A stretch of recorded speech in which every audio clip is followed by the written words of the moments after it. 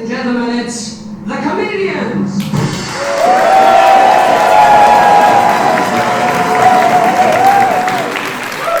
Good evening, ladies and gentlemen. A couple of my dad's old jokes to start off with. I sometimes have problems. I sometimes have problems getting to. That's my husband, Mike, doing his first comedy gig. We met 5 years ago at a friend's dinner party. We'd both come out of long-term relationships and my friend set us up. I was 30 and Mike was 5 years older. He seemed nice. He asked me what I did. I'm a hairdresser, but I'm hoping to open my own salon. Oh, that's fantastic. And what do you do? Well, I recently got a job working for Greg's. Things were going great. I was promoted within the first week. I was on a roll. Oh! No, I'm actually an accountant. An accountant? Yeah, figure that one out. Oh, okay. No, but yeah, I really am an accountant. No, punchline coming. No, seriously. You surprised me. Why? Because an accountant seems like such a boring role for someone like me who oozes charm and charisma. Exactly. No, to be honest, it was my dad's fault. Dad's? Yeah, he was a stand-up comic in the late 70s. You joking? Hey, leave them cheek gags to me. I was brought up on them. Well, you're not winding me up. He really was a comedian.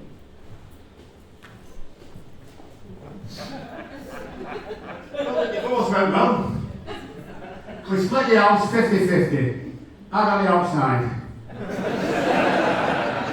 So, I'm looking for a woman shaped like a banana. She's very house proud, my wife. She clashed with me, or she divorced me, on the grounds that I clashed with the curtains. But it was funny, it was never right. In the beginning, she said to me, how do you like steak? And I said, no, they're rare. Once a year I got steak. He said, well, what are you going to do anyway? I tried it. I got some fish. I got some of them koi carp. I must have liked them from the garden centre. And I said, I've got some koi carp. She said, you fool, we haven't got a garden. Where are you going to put them? I said, I'll put them in the bath. She said, well, what am I going to do when I'm in the bath? I said, I'll blindfold them.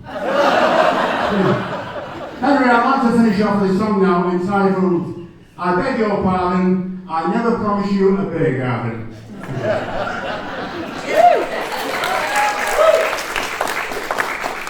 He played all the local working men's clubs, the holiday camps, Butlins, Pontins, you name it. Even appeared in a few of the TV shows The Comedians back in the day. But all my dad's jokes were clean, He was never sexist, racist, He never even swore. And is he still doing gigs, or? No. The word dried up when I was a kid. But, I've only ever seen the clips of him. But with me, he's still funny. He's always cracking jokes. And how about your mum? She died when I was about 6 years old. And it was basically my dad that, he brought me up on my own. He's always been there for me. And we get on great, we're really close. I'm his only son, he's his only kid. And I just love him to bits. And that's when I fell for him. But anyway, when I was 18, I told my dad I wanted to follow in his footsteps and be a stand-up comic. Well, there is a punchline coming, son, because that's not funny. What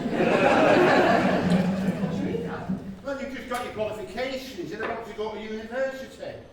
So? So, look, being a comic's a hard life, son, it's a very hard life. You're out of work half the time, waiting for gigs, unless you're lucky enough to get on the TV, but then you're travelling all over the country, away from home most nights. I tell you, it's the most frightening thing in the world, going out there up on the stage on your own. You feel exposed, you feel naked, and if you don't get that laugh, it's the most frightening feeling in the world. You also said that when you do get a laugh, it's the most exhilarating, the best feeling ever. Yeah, well, I said a lot of things about that. I mean, you did alright out there. Did we? Well, why was there an end in this rented out? I mean, the work dried up, son, And I didn't have any qualifications, no backup or anything like that. And that is why you are going to Yale University. I know, why Yale? Well, it might open a few doors for you. No, sorry, I can't, no. Seriously, no. I want you to get a proper job with a long future. End of. So that's what I did. Kathy, can I take you out for a meal one evening? After that first blind Me and Mike started seeing each other regularly. We just sort of clicked. And then he took me to meet his dad. Well, I'd like you to meet Kathy. Oh, Kathy, you're right. You're punching above your weight there, son. He hasn't got any money, you know. It's lovely to meet you. It's lovely. She's lovely, isn't she? Isn't it? Oh, you're looking pretty good yourself. Yeah, well, I tried, you know what I mean? I've been doing 5 miles a day for the last 2 months. Yeah. About a month ago, I found myself in Glasgow. I warned you. But Kenny was lovely and warm, and I could see he took to me right away. And within a year, me and Mike were married. Now, the profit tonight, the bride and groom informed me, has been charged on a cost per head basis. So they've given me a list of people that I'd like to thank for not coming.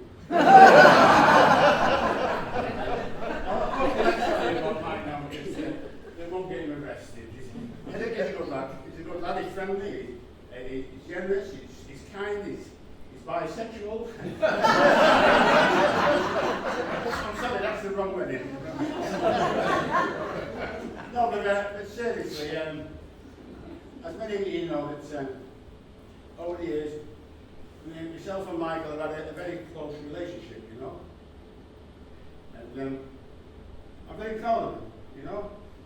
He means the world to me. But I'm so happy that he's fell in love with the lovely Kathy. And I think he's a perfect couple, and there's no punchline coming here. No. So I hope you'll join me with me in 8 class and wish them all the best for a long and a happy future together. To Kathy and Mike. And we did. We bought a house in South Manchester with a large mortgage to pay off. And Kenny moved in with us from his rented flat. Mike is now head of his department, and my hairdressing salon in Manchester has been very successful. We were hoping to have children, but that didn't happen. But now, 5 years on, and just before my 40th birthday, everything changed. Oh, that's brilliant, Kathy. Oh, fantastic. You haven't told Michael yet? Well, I wanted to be sure before I told him, and I got confirmation from the doctor today. Oh, that's brilliant. That's fantastic. Thank you. You're going to be a great man. Hi, I've got some news for you. Oh, so have I. Oh, yeah, but mine's really exciting, and it's like life-changing. So is mine, but yeah, go on. I've handed in my notice.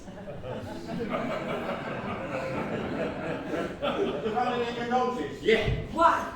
Why would you do something like that? Well, I've been thinking about it for ages now. And with my 40th approaching, I I've been reevaluating my life, you know, just generally. Oh, and you didn't bother to discuss something like this with me? Well, no, I had to work it out with my own head first, didn't I?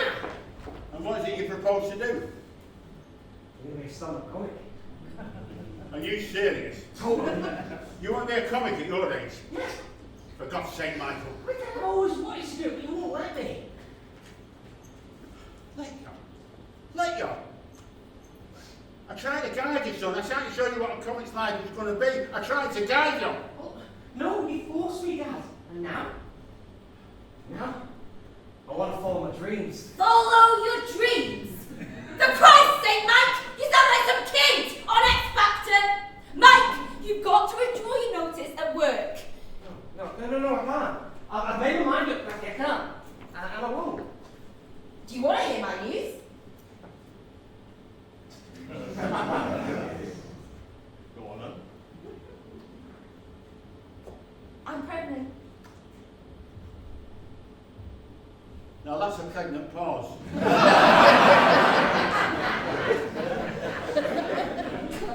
You're really pregnant? Yeah. How? For God's sake, man.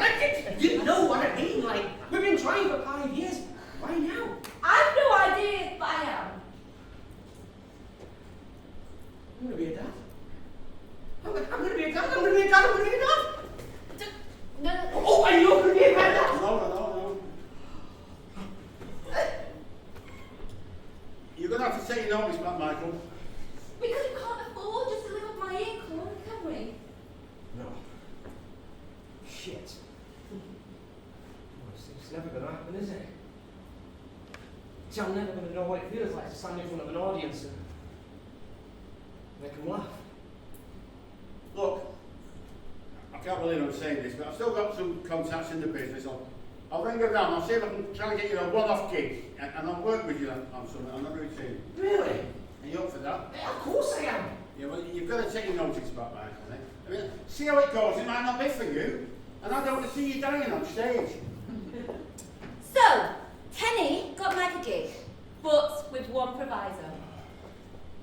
Yeah, it's that manager of Sargent, and he said he'll set you for the one-off gig on one condition, and that is that if I come out retiring and do a one-off gig also. Oh, that's brilliant, Dad. Let's us both on the I same don't want to do bill. it, no. It's been too long, mate. Of course you can, Dad. You're no problem. I can't do it. Please, please, just do it for me, Dad. Do it for me, please. Just say you'll do it. I'm begging you, please. Oh, okay, you lot. And we got a real treat for you now. He's come out of retirement for one night only. He's lovable, he's cuddly, he's very funny. Mr. Kenny Carter!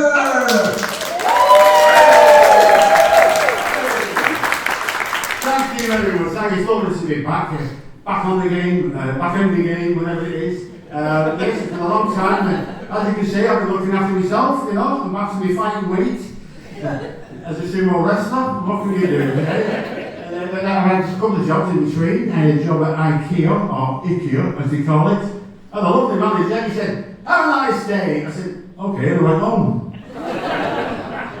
Did you know that the chairman of IKEA was recently voted the Prime Minister of Sweden? He is in this very moment assembling a cabinet. Anyway, the other day I was out jogging, you know. I mean, I'll admit it, my body used to be a temple, and it's more like a carpet warehouse now. But you know, you do what you can, don't you? So I'm out jogging along.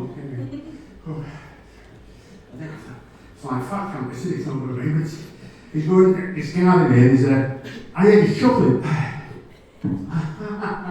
And I gets close, an old guy there sat in a chair. A wizard old guy with a paper and a smoking colour, I think it was, having a smoke and having a whiskey, laughing his head off. I said, "You're happy, aren't you?" He said, "I'm happy as Larry." I said, "Well, what's it all about? What's your secret of happiness, you know?" And he said, "Oh, I have a couple of whiskies every day, and I have a packet of cigarettes, and I look, Mike, are you okay? No, call an ambulance! He never regained consciousness. There was no punchline, just tears and total grief. Of course, Mike blamed himself. I shouldn't have forced him to do it. He didn't want to do it, it's all my fault. Mike, you can't blame yourself. I can't ever do.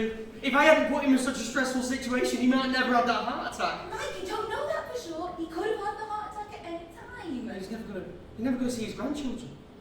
He sure wanted to be a granddad. I know he's never gonna happen.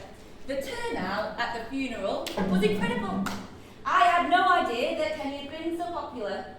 At the end of the funeral, one of the old comics who regularly worked with Kenny came up to me to introduce himself, and I said, "What a great turnout!" And he said, "Well, we all loved Kenny and really respected what he did." And I asked him what he meant. And he said that when Kenny's wife died, he gave up a very successful career to look after his lad.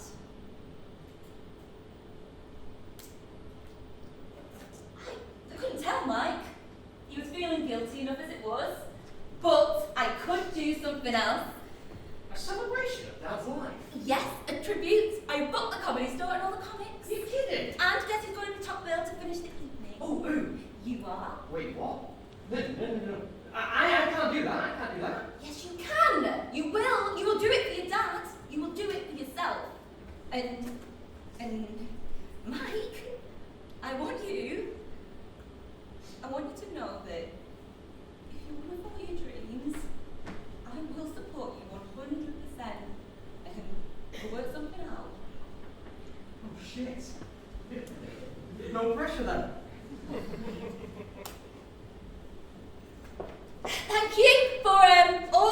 something to celebrate Kenny's life.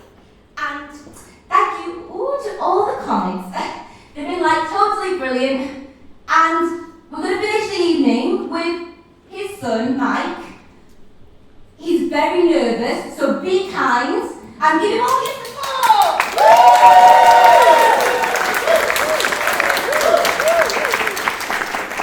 Good evening, ladies and gentlemen. A couple of my dad's old jobs to start off with. I sometimes have problems. I can't do it, Kathy. You rehearsed it with your dad. Just imagine he's on stage next to you. Sometimes I have trouble getting to sleep at night. Do any of you have the same problem? Yes. I've got a solution. Lie on the edge of the bed and your skin drop off. I swapped our marital bed, our double bed, for a trampoline. Well, the wife hit the roof. I mean, what is it about beds? A friend of mine bought one of them water beds. I loved it, he was raving about it, told everybody, it was fantastic. And everything was fine until the winter came and he put an electric blanket on it and he poked himself to death.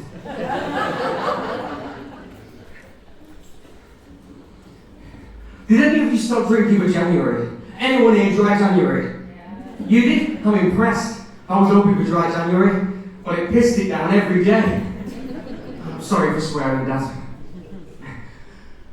Hey, have you seen how many hairdresser salons there are in Manchester now? They are everywhere. My wife's got her own hairdresser salon right here in Manchester. Hers is called the Snip. Not many men go in there. My wife, she cuts my hair and she's a great hairdresser, except she's always talking behind my back. I work part-time in a restaurant. This guy comes in the other day and he pays for his bill, all in loose change. I took it away, counted it up, he's 63p short. I've gone back over to the table. I said to him, sorry sir, you're a bit short. Livid he was. I'm short, am I? It was only Erling Haaland, the behemoth.